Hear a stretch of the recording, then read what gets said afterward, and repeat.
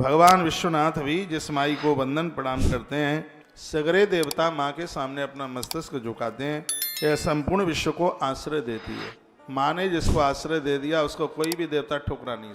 यह माँ भगवती की बड़ी महिमा। एक चुनरी 365 दिन आपके घर में रहनी ही चाहिए।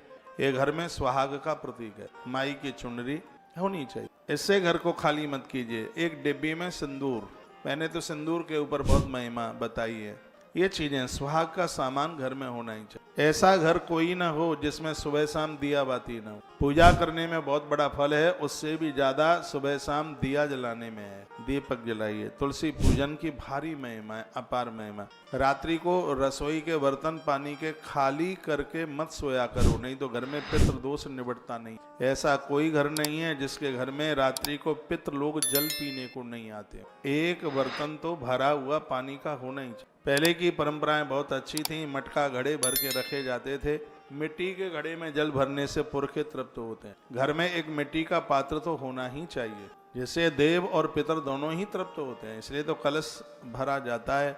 आप तो रसोई में तो सीधे टोंटी से पानी निकालते हैं, ना कोई घट है ना कोई मटका है। ले आप भी अंग्रेजों के बिलंदा ऊपर निकल गए। उसी समय आप पानी निकालेंगे, नहीं तो वह जल किसी बर्तन में होना चाहिए। डायरेक्ट गैया के थन से लग के दूध ना पिए, पहले उसको पात्र में निकाला जाए। एक कहने का उदाहरण है। तो पात्र घर में होना चाहिए। बड़ी अद्भुत बात कही गई है। कहा गया कि माँ जिसके ऊपर प्रसन्न हो जाए वहाँ के असुर समाप्त हो जाते हैं। असुर मीन्स वहाँ के दुर्गुण समाप्त हो जाते हैं। और मैया हमेशा अपने भक्त को शत्रुओं से बचाती है।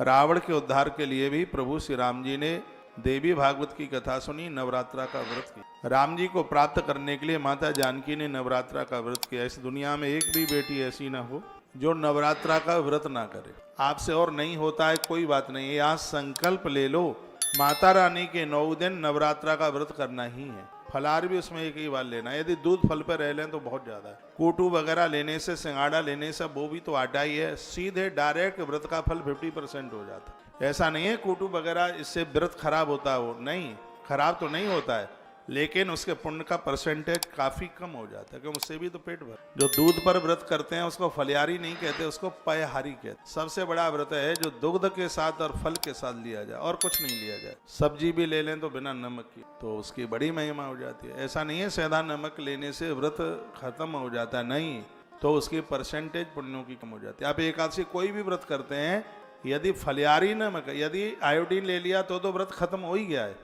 यदि आपने फलियार का भी नमक ले लिया है तो भी उसकी बहुत बड़ी परसेंटेज कम हो जाती है। इसलिए बहुत भक्त ऐसे हैं जो 11 को नमक खाते नहीं। सूर्य भगवान के तो किसी व्रत में नमक चलता ही नहीं है। चाहे आप सप्तमी कर रहे हैं, चाहे आप रविवार का व्रत कर रहे हैं, उसमें नमक फलियार वाला भी नहीं। तो माई की जो पूजा है, जो आराधना है, वो बड़ा आनंद कर देने वाली है। देवी प्रसीद परिपालयनोर्भीते नित्यम यथा सुरवधात धुनैव सद्य। माँ के भक्त का क्षण क्षण में दुर्गुण समाप्त हो। माई के भक्त के सन्मुख जो आकर के कोई खड़ा हो जाता है, पापान सर्वदेवतां प्रसवन्यासु, दुनिया के पाप समाप्त हो जाते हैं।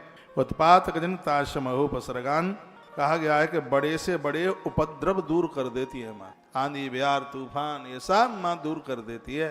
प्रणतानाम प्रसीदत्वम देवी स्वातिहारिणी त्रिलोक्यवासना बिड्डे लोकानाम वरदा भव। विश्व की पीड़ा को दूर करने वाली है, उसका नाम माता काली है। काली कष्टों को दूर कर, तकलीफों को दूर करती है, रोगों को दूर करती है। इस मैया की इतनी बड़ी महिमा है। प्रणतानाम प्रसीदत्वम, जिसके ऊपर माँ प्रसन्न हो जाए, त्रिलोकवास ना बिड्डे लोकानाम वरदा भव। मैया संपूर्ण जगत को, त्रिलोकवासियों को आनंद कर देती है, उन्हें वरदान दे देती है। उनके जीवन में किसी भी चीज की कमी नहीं रहने देती। माँ भगवती जगदम्बा